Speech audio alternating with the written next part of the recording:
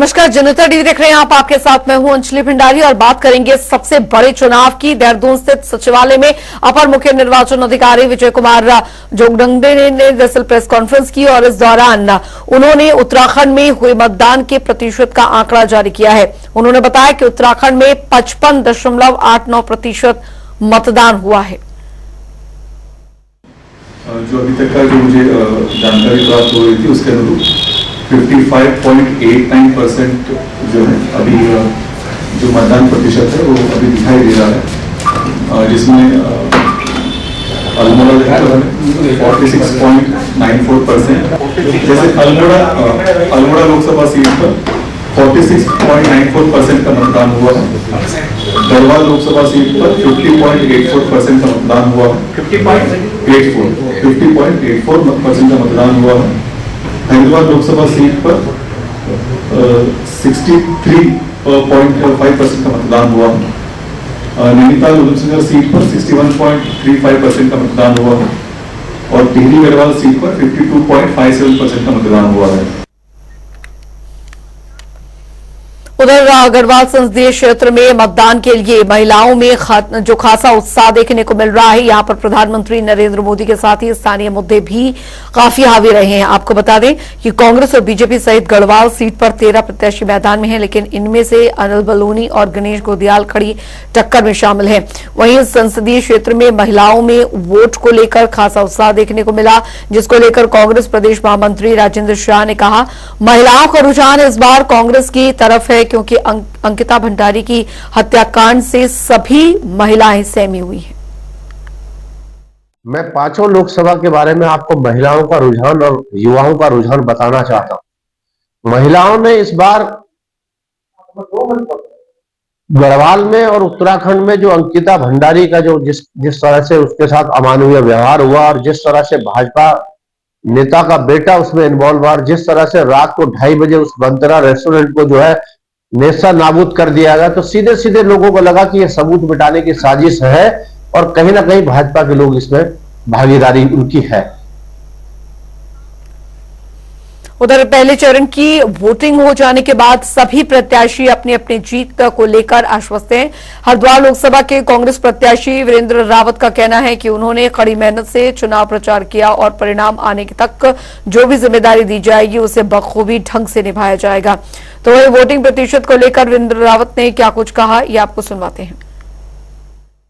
सरकार अच्छा काम करती है तो लोग खुल के उनके पक्ष में आते हैं, लेकिन यहाँ सरकार विरोधी लहर थी और वो सरकार के विरोध में जाएगा ये मामला। बिल्कुल मैं हर व्यक्ति तक नहीं पहुँच पाया, जबकि पहले से ही हम लोग कार्य कर रहे थे, तो लेकिन फिर भी हम हर व्यक्ति तक नहीं पहुंच पाए। इसका मलाल जरूर रहेगा, लेकिन अगर मेरे पक्ष में आता है रिजल्ट तो अगले 5 वर्ष हैं, खूब काम करेंगे, लोगों के बीच में रहेंगे। तो पहले चरण की वोटिंग के बाद हरिद्वार के BHEL स्थित केंद्रीय विद्यालय में स्ट्रांग रूम बनाया गया है। कड़ी सुरक्षा के बीच 4 जून तक ईवीएम मशीन स्ट्रांग रूम में बंद रहेंगी। ईवीएम मशीनों की सुरक्षा के लिए 3 लेयर की सुरक्षा तैनात की गई है। साथ ही 66 सीसीटीवी कैमरों के जरिए भी ईवीएम मशीनों की निगरानी की जा रही है। हरिद्वार के डीएम धीराज सिंह गब्रियल ने भी इस पर जानकारी दी और क्या कुछ बताया, ये आपको सुनवाते हैं। देखिए, सुबह लगभग 4:30 बजे करीब जो हमारा स्ट्रांग रूम बना है उसमें 11 के 11 विधानसभाओं के, हरिद्वार पार्लियामेंट्री कॉन्स्टिट्यूंसी के विधानसभाओं के जितने भी मशीनें थी उनको स्ट्रांग रूम में रख के उसको सील कर दिया है। और इसकी सुरक्षा के लिए ITBP की फोर्स यहाँ पे लगी है इनर कॉर्डन में, और आउटर कॉर्डन में हमारे PSC की फोर्स लगी है और उसके फिर और बाहर हमारे सिविल पुलिस की रहेगी। 24 घंटे इसकी निगरानी हो, इसके लिए हम लोगों ने कंट्रोल 2-2, 3-3 कंट्रोल रूम यहाँ पे बनाए हुए हैं।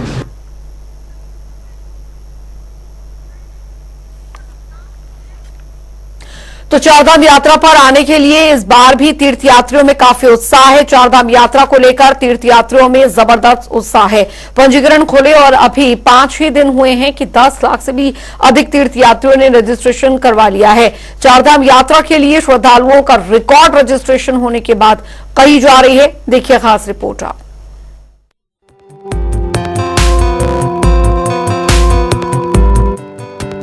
आगामी 10 मई से देवभूमि उत्तराखंड में चारधाम यात्रा शुरू होने वाली है। इसके लिए पर्यटन विभाग ने सोमवार से पंजीकरण की प्रक्रिया शुरू कर दी है।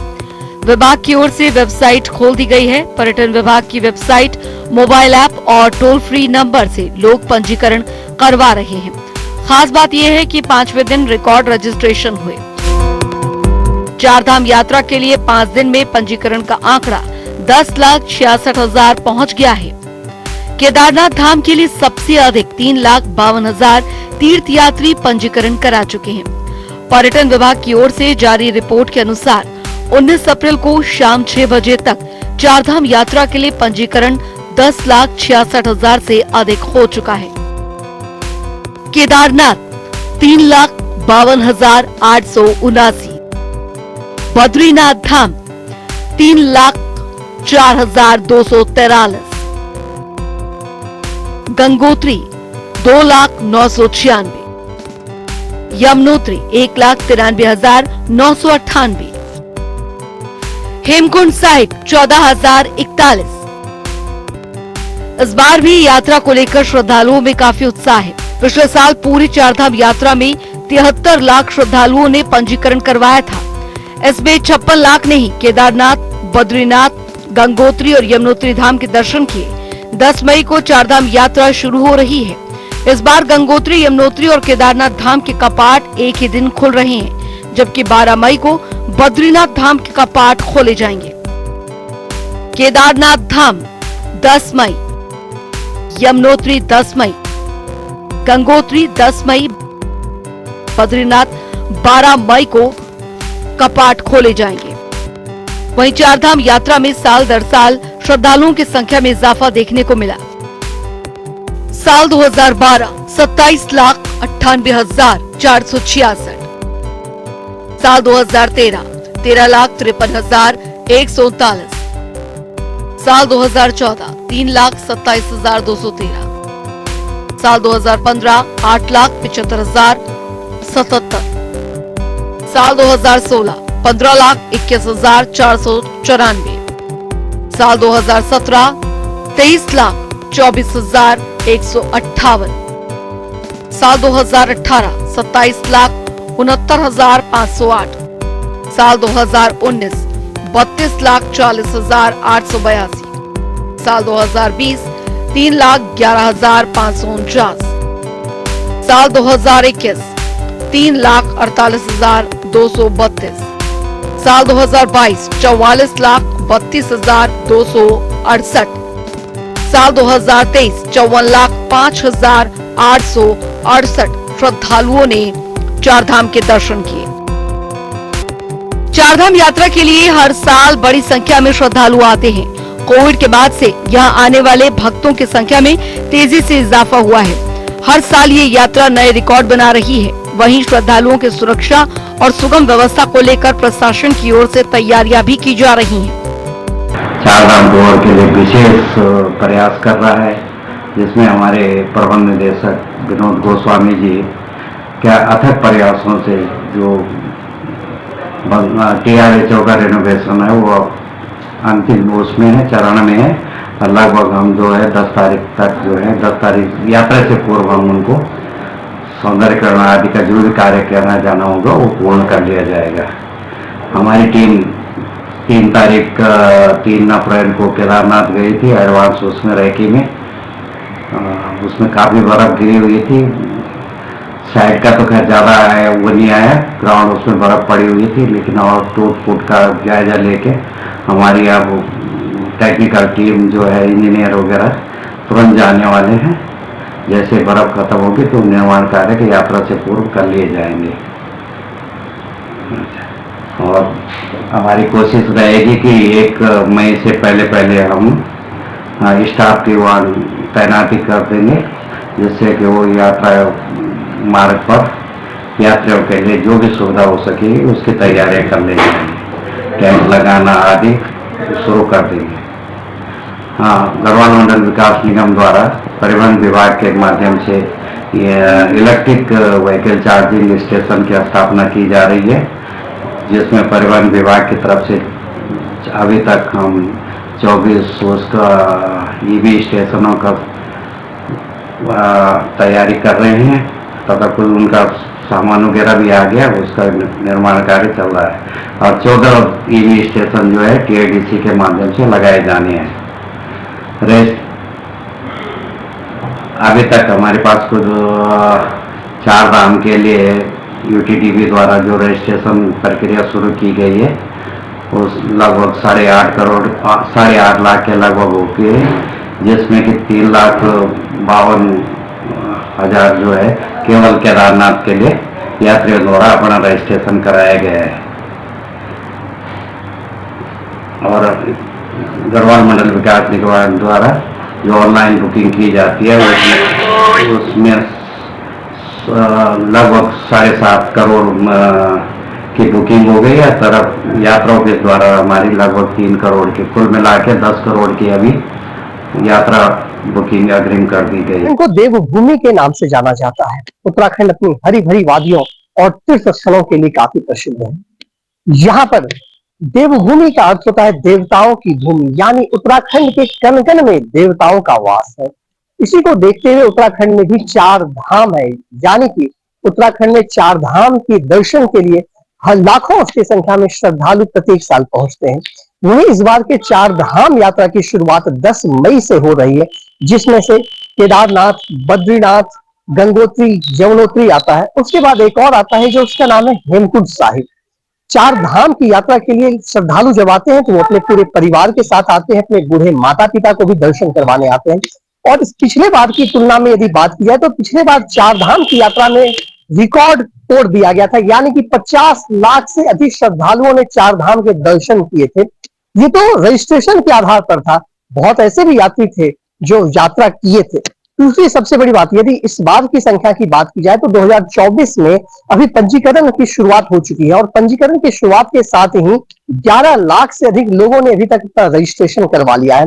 वहीं सबसे अधिक रजिस्ट्रेशन केदारनाथ धाम के लिए करीब 4 लाख श्रद्धालुओं ने अपना रजिस्ट्रेशन करा लिया है। उसके बाद बद्रीनाथ, गंगोत्री और यमुनोत्री के लिए लोगों ने रजिस्ट्रेशन करवाया। और इस बार की यदि विधि व्यवस्था की बात की जाए तो इस बार पूरी तरीके से व्यवस्था चुस्त दुरुस्त कर दी गई है, यानी कि स्वास्थ्य सुविधाओं की बात करें, चूंकि पहाड़ पर काफी ऊंचाई पर केदारनाथ और बद्रीनाथ और गंगोत्री बसा हुआ है, तो वहां पर काफी ठंड रहती है। इसको लेकर के शासन प्रशासन की पूरी व्यवस्थाएं हो चुकी है, स्वास्थ्य की समुचित व्यवस्थाएं की गई है। और यदि बात की जाए कि इस बार सबसे नई चीज ये है कि इलेक्ट्रिक व्हीकल को भी काफी ज्यादा बढ़ावा दिया जा रहा है, यानी कि इलेक्ट्रिक व्हीकल का चार्जिंग पॉइंट भी पहाड़ों पर बनाया जा रहा है, जिससे लोग प्रदूषण मुक्त यात्रा कर सके।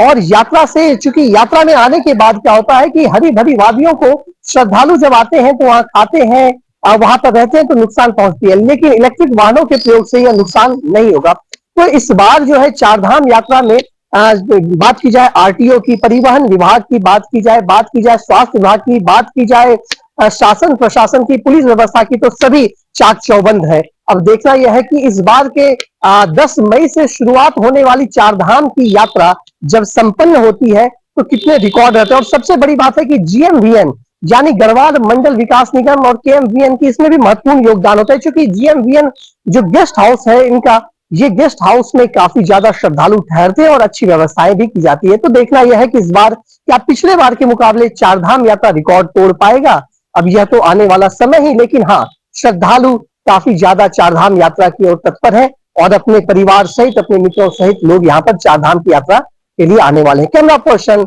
अनूप भट्ट के साथ मैं यशराज आनंद, जनता टीवी, देहरादून।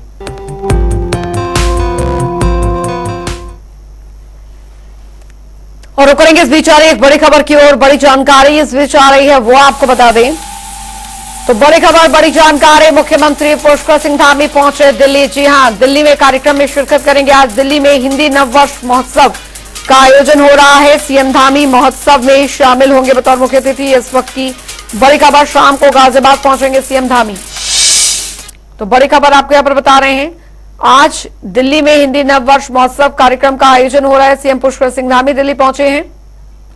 नवीन शुक्ला संवाददाता हमारे साथ सीधे जुड़ गए हैं ज्यादा जानकारी के साथ। नवीन, एक महत्वपूर्ण कार्यक्रम में शामिल होने के लिए मुख्यमंत्री उत्तराखंड दिल्ली पहुंचे हुए हैं, क्या कुछ कार्यक्रम उनके रहने वाले हैं? का जो दिल्ली दौरा है काफी महत्वपूर्ण है।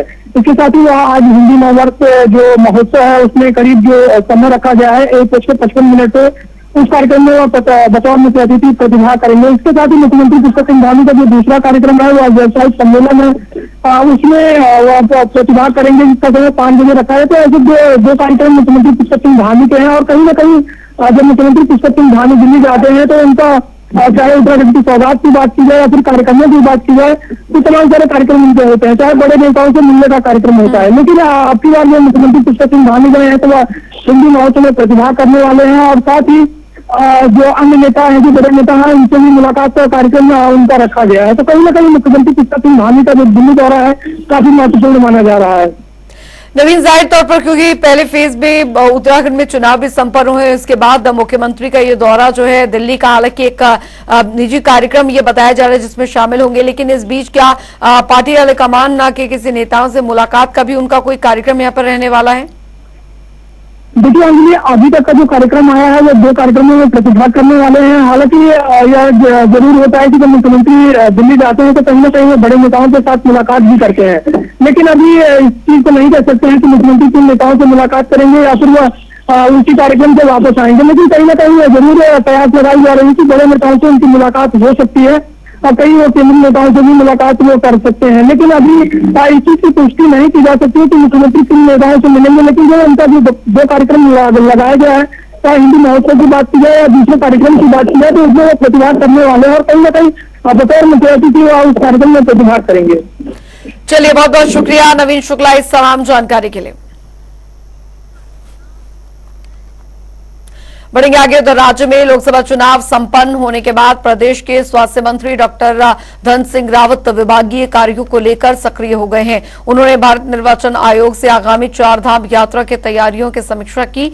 अनुमति मिलते ही 4 धाम यात्रा से संबंधित जनपदों के मुख्य चिकित्सा अधिकारियों की बैठक ली, जिसमें उन्होंने यात्रा मार्गों पर स्वास्थ्य व्यवस्थाओं को चाक चौबंद करने के निर्देश अधिकारियों को दिए।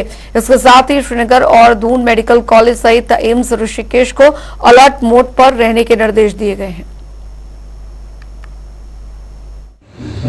देखिए, सबसे पहले तो मैं चुनाव आयोग का धन्यवाद देना चाहता हूं कि मैंने चुनाव आयोग से परमिशन ली थी कि हमारे यहाँ 4 धाम यात्रा बहुत जल्दी शुरू होने वाली है और हमको 4 धाम यात्रा के तहत विभागीय समीक्षा बैठक करनी है, क्योंकि लाखों तीर्थयात्री हमारे प्रदेश में आते हैं। और आज चुनाव आयोग की परमिशन के बाद मैंने सभी सीएमओ की एक बैठक ली है, उसमें महानिदेशालय के भी लोग वर्चुअली जुड़े थे, यहाँ मेडिकल कॉलेज के लोग भी सब जुड़े थे और इसमें महत्वपूर्ण निर्णय लिए गए कि एक तो हम 77 108 जो हमारी एम्बुलेंस है वो पूरी यात्रा रूट पे लगाई जाएंगी।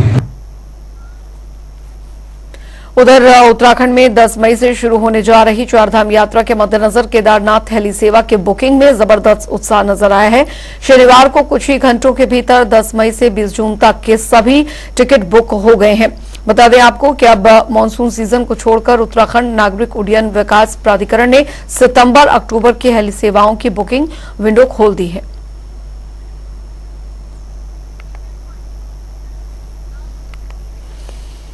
उधर उत्तराखंड में मौसम का मिजाज पल पल बदल रहा है। प्रदेश के अधिकांश हिस्सों में शुष्क मौसम के बीच बता दें आपको झोंकेदार हवा का दौर भी जारी है। मौसम विभाग के मुताबिक प्रदेश में अगले 2 दिन मौसम शुष्क रहने के बाद आज एक बार फिर से मौसम का मिजाज बिगड़ने की संभावना बनी हुई है। मौसम विभाग के केंद्र ने दरअसल आज और कल राज्य के कई हिस्सों में आंधी बारिश को लेकर येलो अलर्ट जारी किया है। तो मौसम ने एक बार फिर करवट बदली है और कई जगहों पर जो बारिश और बर्फबारी का अलर्ट जारी किया गया है। हालांकि कई जगहों पर अभी भी जो बारिश है वो यहां पर हो रही है, जिसको लेकर मौसम विभाग ने अलर्ट जारी किया है।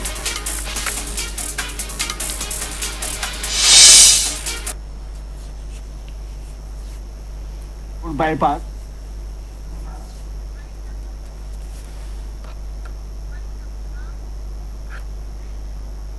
चलिए चलिए इसी के साथ उत्तराखंड की खबरों में अभी के लिए फिलहाल इतना ही वक्त। एक छोटे से ब्रेक का, ब्रेक के उस पार भी खबरों का सिलसिला लगातार जारी है।